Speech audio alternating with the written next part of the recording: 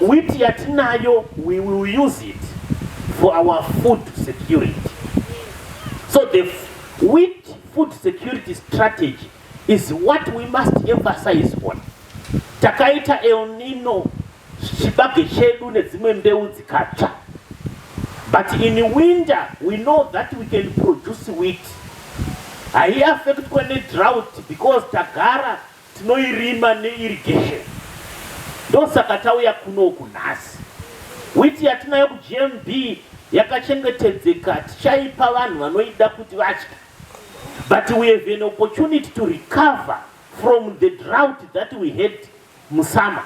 Iko zvino izvi mu wheat because muno mu winter ndo matine the greatest competitive and comparative advantage.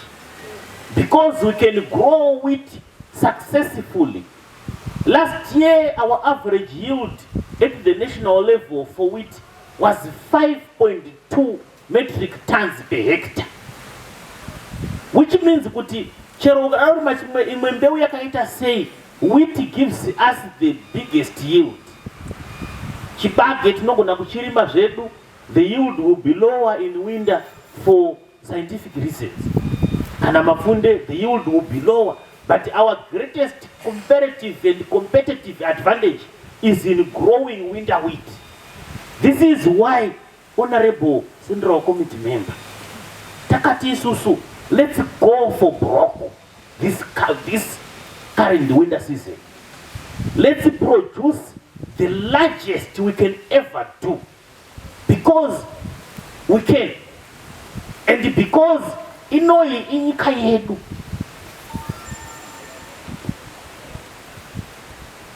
And mbonyatso emphasize ipapa.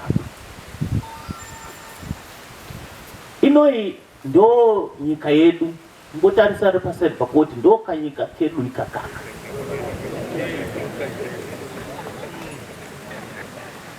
We might have problems, but inoi ndo chi. We might face my challenges as Zesa, but inoi ndo chi.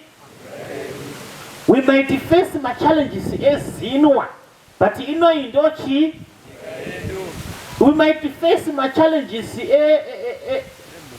ema elephants and zoo, but inoi ndo chi. Saka hapana watinoiramwira. Kuti ina chero tikaita ma challenges GMP ekuti vanonoka kubhadhara. But inoi ndo chi. Hatingaendi kundoshusha uko tichiwesta the foreign currency, yet we have the opportunity to do it here for our country. Ndosaka president vachitaura kuti nyika inovakwa nevene vayo.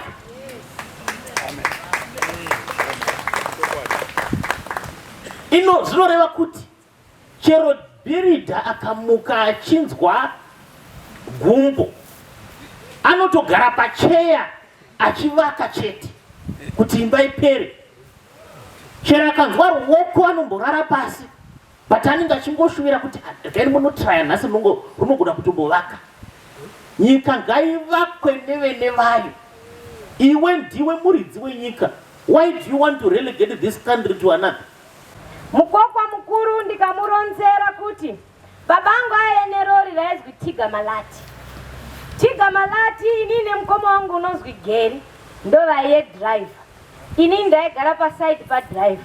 Taimuka mangwanani kuma 3 kuma 4 kwenda kotore vantu vaiuya kokaye tonje kuite zvigege. Saka ndinoziya production yandinobhuya ndakaiona. Ndiyo yandinokumbira kuti zuva ranyamashi taibva navo kwaMusani, taibva navo Mwamutema Mwesho, taivatora vantu neTiga Malati kuuya muno kuti vauye kokaya tonje. Saka zvinobuda tikazvishingirira. Kushingirira kwedu kunga takabatana. Isusu vanhu veMiddle Sabi chiashirai chitiko ichi chatumwa kuti vauye vati organize kuti tione kuti tingabatsirwa sei. Kara hako munhu ngemumwoyo mwako ini ndode kudziitira ndega. Vakuru vakati chala chimwe achidini? Achitswandinda. Saka zvinoronze kuti muri mwega muna chamunobudisa, asi mwakabatana nevamweni.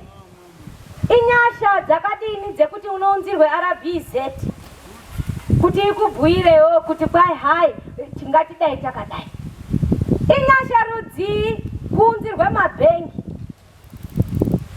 ngekuti munosise kumahambira. Ndiani unode mari? Ndimwi mwesise kudai mweidini?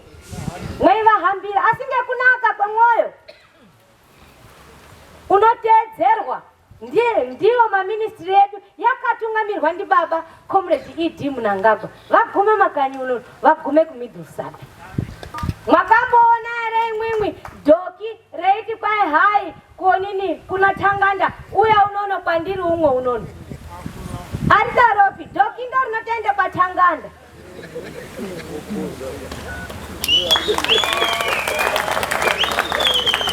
Saka mukasaona muono una baba Mnangagwa wokuti tite food security mwauraya nyika yeshe.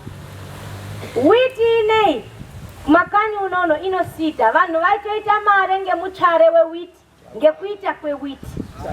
Saka chitendai kudetserwa kwamunoda kuizwa. Kudetserwa kuri ngekumazana. Munhu aungazokoni zveshe. Ivai vanhu vanodetsereka ngemazana. Ivai vanhu vanobatana. Ivai vanhu vanoita kuti zviro zvedu zvione kudini? Zvione kuhamba zvakanaka. Tanga tatotanga zesa kahurongwa kekubatsira agriculture sector yose namagetsi ari affordable ne operations zisingaiti inhibit irrigation.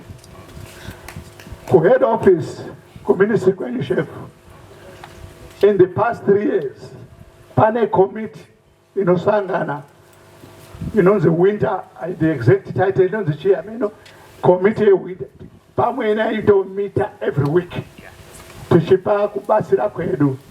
When chef muchiti last year we had the highest production of wheat ever, that would not have been possible pasina magetsi. Saka pakuronga nekurongeka magetsi ewiti haapani kushaipa whatsoever. Saka muchirimo ndinokumbira kuti zvinhu zviviri, ma-association namafarmers ari kuno, leadership yenyu mukaona mukana masikati kana mangwana kuseni before or after church tombosangana so that I have a better understanding of the electricity issues that we have. Tirikuda kuti titange nekuti titende hurumende nekubatsira kwairi kuita mafarmers munzvimbo dzakasiyana siyana nemaprogramu ainoti ikasangana nayo inounza kumafarmers kuti wabatsirikane. Maprograms akafanana ne kuti tikwanise kunga tiri tinotaurira nemabhengi kuti tingawana mari dzekushandisa, kuwanika kwemisika yekutengesera zvakafanana neGMB nanaCotco nedzimwe maketi dzingadai dziripo. Tine zvirongwa zvakafanana neCBZ Agro Yield yanga imbori Command Agriculture. Tine ZESA, tine ZINWA anowa ma-entities anopa mvura kuvarimi kuti mbesa dzatinenge tichirima dzinge dzichiwana mvura yakakwana. Tine ma-joint ventures atinawo munharaunda nemumanicaland arimo, apo murimi anokwanisa kunge achiwana mukana yekutaurirana nemunhu anonzi investor anouyawo nezvaanenge akagukuchira. Murimi ane munda wake wotaurirana, wowirirana, zvobvumirwa kana zvosainwa nehurumende kuti endererai mberi, wotanga kuita basa rawo. Tinoda kutenda zvirongwa zvakafanana nezvekuwanikwa kwemimwe midziyo yekushandisa samatractor. Ndinodaira tese tinoziva kune programu yanga iripo kana kuti ichitori kuenderera mberi yekuti varimi vanga vachiti unononyoresa wowana matractor eBelarus program. zvinhu izvozvo izvo tinoda kuzviappreciata chaizvo. Zvinhu zvinotisimudzira, zvinhu zvinoita kuti zvikashayikwa mutoro wacho unozoti remei. Tochiuyawo isusu kunesu varimi tiri kumboitei pari zvino zvichinge zviri munyaya dzakandangana nekugadzirira kurima wheat kana kuti kushanda kwatagara tiri kuita. Tinoziva kuti zvinhu zvinonetsa, tinozvichemo zvatinazvo, asi patiri kuitawo patinogona tinozamawo. Ndikunzi nditarise kuzvivhitivhiti, hatinawo zvijaira vanhu.